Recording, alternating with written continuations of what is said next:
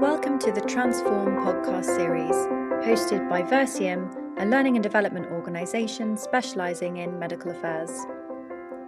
Each episode, we will explore different topics with our Vercium team and expert guests to bring you the latest thinking in learning and development. Join us as we explore the truth behind imposter syndrome.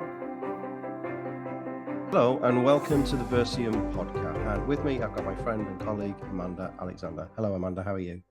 I'm good. How are you, Lee? Very well. Thank you. Very well. So this is an interesting title, isn't it? The truth about imposter syndrome. So first of all, for our listeners that don't understand what imposter syndrome is, before we get to the truth about it, would you kindly just give us an overview so our listeners can all be on the same page before we move forward? Would that be okay? I sure can. So imposter syndrome is a collection of feelings of inadequacy, basically. Mm-hmm. And those feelings will persist even when there's really clear evidence to show that you're not inadequate at all. In fact, you're exactly the opposite. It's really funny because imposter syndrome will show up in people who are really, really accomplished. Albert Einstein had imposter syndrome. Wow. Tina Fey, the comedian. Who else? Michelle Obama has talked about imposter syndrome. Right. Many really accomplished people who are at the top of their game in their fields talk about feeling that feeling of, oh my gosh, I've done okay so far because I've managed to fool them. But any moment now, I am going to find out. They're going to find out that I am a fraud. And that kind of, oh, help, I'm a fraud. I'm going to get found out. That's kind of how you recognize imposter syndrome, when people are saying something like that. Okay. So obviously we coach and work with a lot of people, and that is something that resonates with the people that I coach. I get this a lot, this fear of being found out manifests itself in lots of different ways: insecurities, uncertainty, confidence crisis, and so on and so forth. But what I've noticed is the higher up people go, or the more intelligent, or the more competency is required within a role, and the people are therefore more competent, there's a prevalence of imposter syndrome within that cohort of jobs or people. Is that right? I would say that across the board there is imposter syndrome, not necessarily as you go higher up. But one of the things that you do notice about imposter syndrome is it does show up with highly intelligent people at whatever level they are. Right. Okay. And as if I recall correctly, it's about 80% of people suffer with imposter syndrome at some level. Yeah, it's probably more like 97%. Oh, okay. All right. They say 80%, yeah. Okay. So it's interesting how they identify that, isn't it? So how do people identify? You mentioned one reason before, which was, I think you were saying something around not accepting, positive feedback around what you've achieved. What other ways can people become aware that they're having a high level of a high imposter syndrome event, if that's such a thing? What would they be looking for? So we actually do a test that, when we're doing a session on imposter syndrome with our clients, we will give them this little test, and this test has a series of statements in, and we ask people to rate themselves when they rarely do it, sometimes, or always. So let me give you just a kind of flavor of the kind of statements in that test to answer your question, if that's okay. So there will be things like a statement might be, I am a perfectionist. I attribute my success to luck, which I mentioned before. I focus more on my weaknesses than my strengths. I worry about looking foolish to others. My abilities and knowledge are nothing special. Those are the kind of things that we might say to ourselves, the internal self-talk when we're in the midst of this imposter syndrome. Okay. And as so many people appear to suffer with imposter syndrome, why is it so important to address it? Well, once you've addressed it, once you've quietened that voice, where the little voice that's doubting yourself, your performance is going to be so much better because you're focusing on other people rather than yourself. As well as we all know that having self-confidence, having self-esteem enables us to show up better, not only for ourselves, but for other people. And I think that's a really important point to make, because when we talk about things like self-doubt, and particularly imposter syndrome, what we tend to do is put the focus on ourselves, and that's actually not so helpful. When we take the focus off ourselves and stop worrying about how we look or whether we're going to be found out or whether it was luck, and we just push it to, how can I be more helpful to other people? And okay, I can be more helpful to other people if I just quieten this voice and get on with being of service, being the best that I can be. Yeah. Call it. I think that's probably one of the requirements of flow state, which is being the best you can be, is calming down that inner voice, removing your doubts and focusing externally. Yeah. Okay. Thank you. That's really helpful. So the title of the podcast is "What is the truth behind imposter syndrome?" So what is it that people don't know? What is it that we need to know about? Okay. So the first thing we need to know, Lee, is I'd like to just go back in history and tell you where the term imposter syndrome originated, because most people have heard the term, but this is what they don't know. So there were two doctors, Dr. Pauline Clance and Suzanne Eames.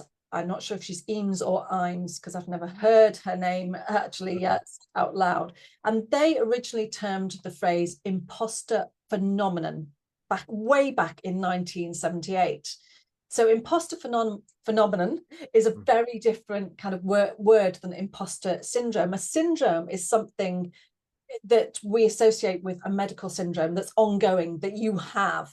And I think that, and both Clance and Eames were keen to point out that the phenomenon was the key point. It's like something that happens. And again, when we think of imposter phenomenon, oh, I'm having a phenomenon, it's kind of more instant, rather than labeling yourself as that you've got it all of the time. And what they said was, it's not a medical syndrome, it's a common experience. So I think that acceptance that it's an experience that we all have, it's just a moment, we don't give it too much weight. And I think for me, this is the problem over the past 10, 15 years, as I've heard more and more people using the term imposter syndrome. I think, and people may disagree with me here, but I think we've given it too much weight. We just need to lighten it. That's the first thing. Does that make sense? Yeah, I think generally in this day and age, we're very quick to put labels on things. So what I like about what you've just said, Amanda, is you're separating the imposter syndrome by renaming it the imposter phenomenon, which is what I think you said. And is it Sesame Street or something?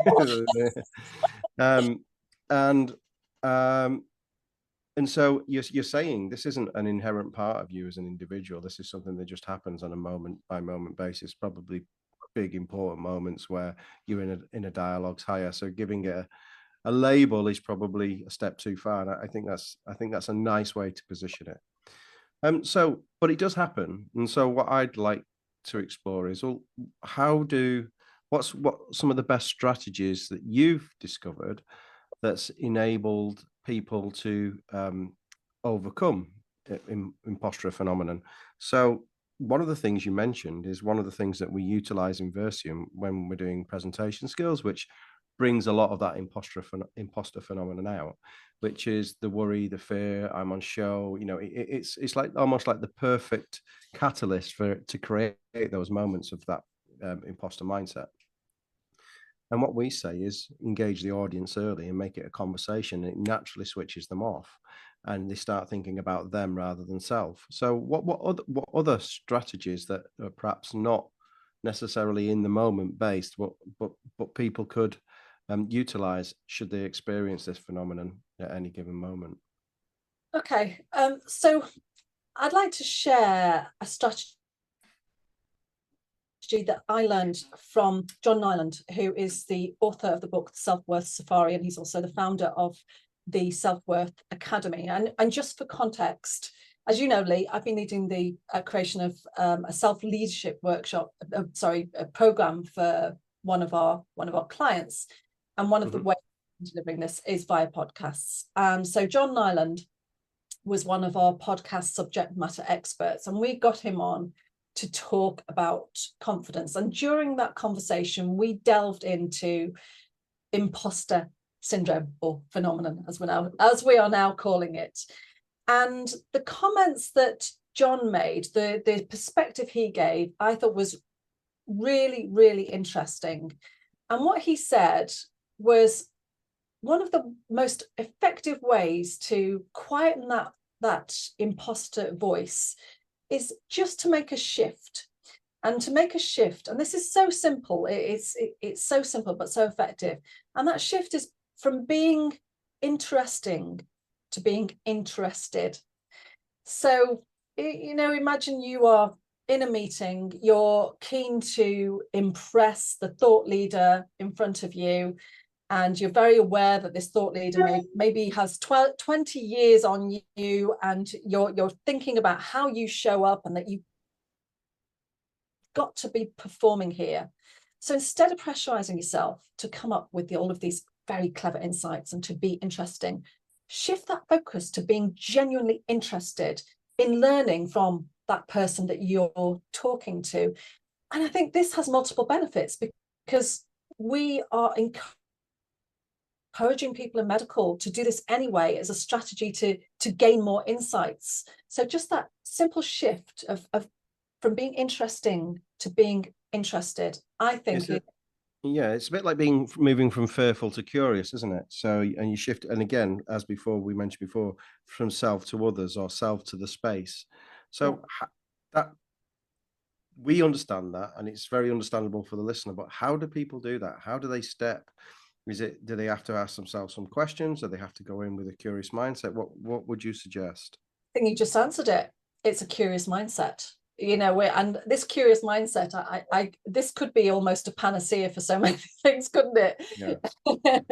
Right, you're feeling afraid, curious mindset. You're in a difficult conversation, curious mindset. That curious mindset, it stems from this emotional intelligence, doesn't it? About curiosity automatically overcomes fear. You can't feel afraid and curious at the same time.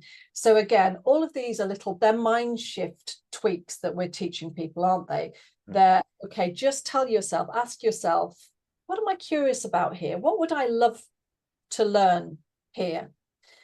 And I think the really great thing about this is when we shift from that, I've got to remember all of these things and be very interesting and fascinating, to what can I learn here, is that because you will have calmed your brain down, your cognitive brain will be working so much more effectively. You actually probably will be interesting as well as interested. Yeah, and I think there's something that comes down to asking questions, whether it's asking yourself questions about what you want to achieve, or asking the other person questions, and then listening and exploring. So is there one final strategy before we sign off that you think would be, if there was one thing people could do differently to manage those imposter phenomenon moments, that you'd like to share with people, Amanda? So I guess one other thing is, again, and it's another shift, and it's a shift from trying to prove yourself. It's similar to the last one, but similar but different.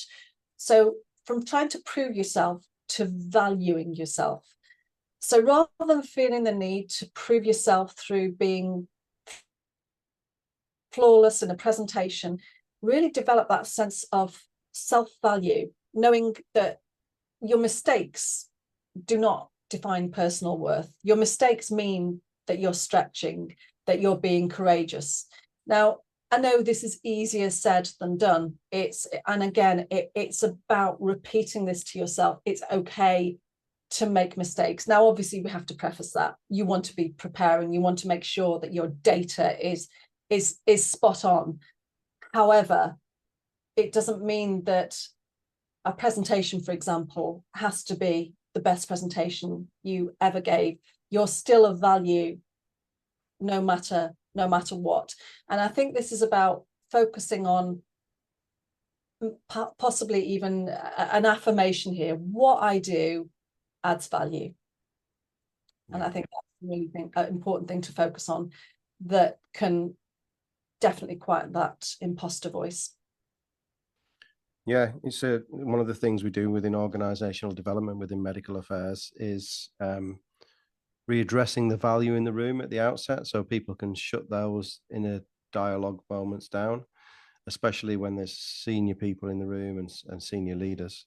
So we get them to outline what their value is and to which stakeholders. And I think it's an exercise not done often enough, because it kind of puts everyone's mind at peace and then makes them more receptive to learning. But I didn't realize that I hadn't aligned the value it could possibly make with the imposter syndrome or phenomenon.